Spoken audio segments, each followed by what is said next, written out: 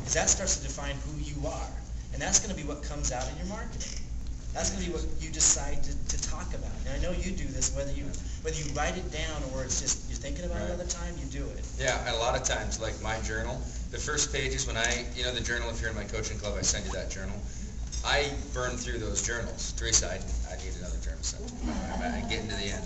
But when I open it up, I realize like this is kind of the contents of my work, and my work exists to serve my wants and my heart. So the opening pages of my journal, I have one right in there, is I really want, and I just start saying stuff. I really want, like, I get the Robert board. They have the extra king size bed that LeBron James sleeps on.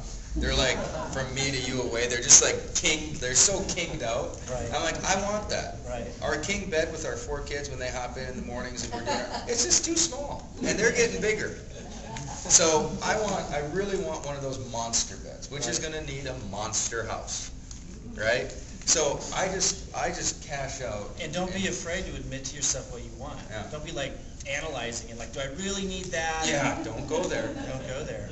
What's something, you were talking about your dream life now, what are a couple, when your heart just, you sit in that, and if you haven't read Ayn Rand's Atlas Shrugged, she does a great job with the successful, when Dagny, or when the steel guy, I forgot his name, he just sits and kind of goes into his heart and all the accomplishment and all the achievement, and just kind of, there's a line where he's at a party in his fancy house, and he just sits back and it goes into his mind how he was so satisfied keeping everybody from the heat, or keeping everybody from the cold, supplying them with this fine dining, supplying this beautiful environment. And he just acquiesced that he had achieved this magnanimous thing.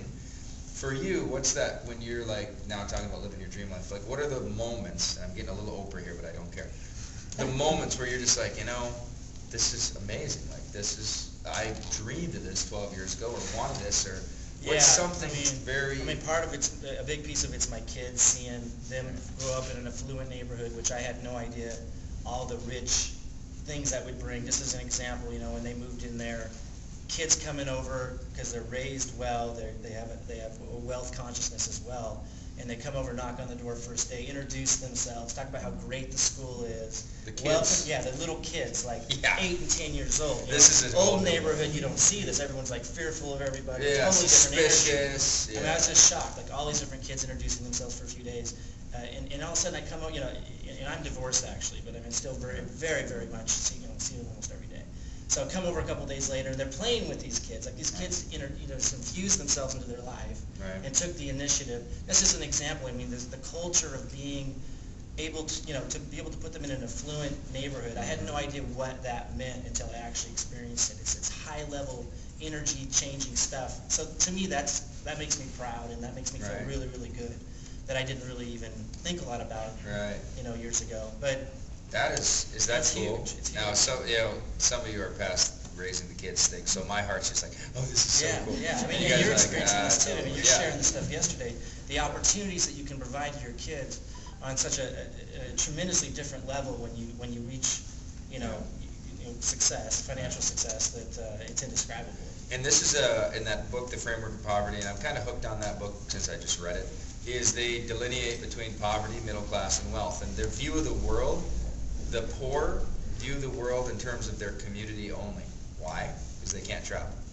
Their worldview is TV, what they see on TV, and their immediate surroundings. That's their worldview.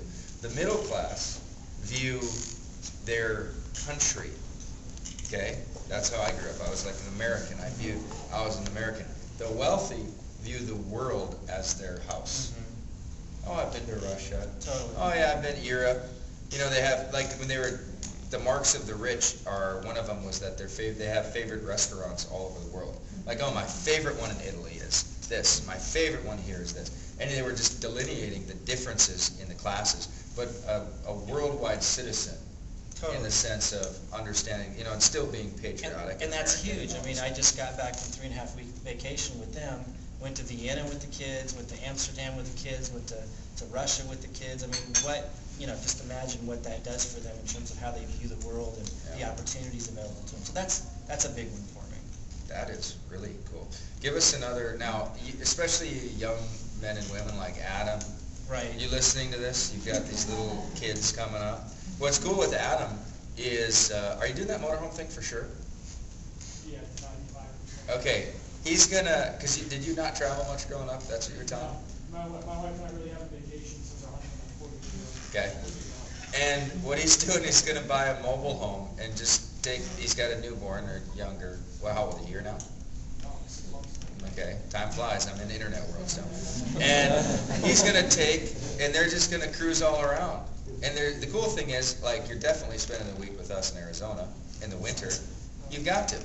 You gotta zoom down to see Jay. I mean, you got friends and you bebop around. I mean, you can't pull this off in the old world. Jameson Herdrick, we just talked, and he's got plans of like traveling the world over the next couple of years and just bebopping around, a month at the Maui house, a month in Australia house, a month here.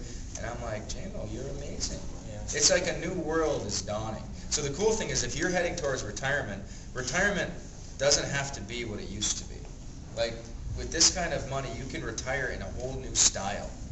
Like, there's people that will retire for 6 months to Manhattan. Right. They'll get an apartment, they'll do a 6-month lease, and they'll do the Manhattan dreams they wanted to do when they were 20. Bebop to the coffee shops and the pubs. And you get to be the example to others, that they can be fulfilled. Yeah, and we're very, like, with Mike, what you're doing well, I'd like to see more branding on these trips. I know, we're getting there. I need an entourage. Wouldn't it be great to see? I like to be in the moment, like, and so I don't want to be like thinking, okay, let's constant. Yeah. So I almost need, and I'm thinking about just hiring someone that just follows me around everywhere I freaking go. Like seriously, just how would you like a free trip? Go to some college student that's really good with the camera. How would you like a free trip to all over the world? Yeah. And we call you up and you just we'll pay for everything, food, board, flights. And you just record the stuff, and then we have the content, and then I can hire someone else to actually edit it. Do the blog, you can get one, by the way. What's that? Do your blog, and someone will hire someone Right, to right. get one, by the way. Who is the Braveheart? What's the name of Braveheart again? William Wallace. Yeah, he had his own private priest. Mike will have his own video guy. Like, the Braveheart had a priest travel with him at all times. Right, because I picked up some stuff, but it's like, I'm not in the moment if I'm thinking about that. I'd rather just have I did that with Hawaii when I went to Hawaii. If you saw my little Hawaii clip, Joey we get a bigger condo, and he's, perfect. And we bring him along on some things and not on other things, and we're like, this is going to be great. But you just make sure if you ever get to that. And how many of you, just so I make sure I'm hitting, hear this and you're like, oh, these are these young guys, that's stupid. That's not me, and I don't want to be me. It's not a chance. But is there anybody that's in this conversation going, I'm kind of interested in this model? This is interesting. It's a really important point. Like, it's freedom. Yeah. Whatever the heck you want. Yeah, this is not created. Yeah.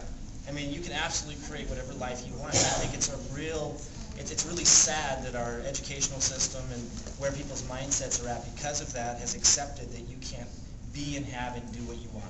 Right. It's ridiculous to me. Right. So you ask what juices me and what's the wow? It's the confirmation that I was friggin' right. Right. You can be and do whatever you want, and it's not just those guys that the gurus. It's like anybody can literally do it. And now I'm the living example of it, and that's what juices me. Is like, wow, I manifested it. I did it. It's not just a dream anymore. It's not just an idea. It's not just a theory. My family was friggin' wrong. I was right.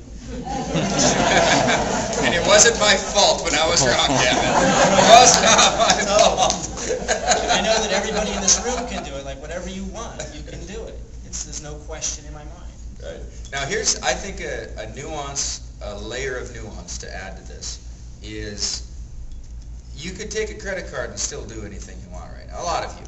There's enough space on there where if you were enough savage, if you were big enough clueless about the future, you could do it.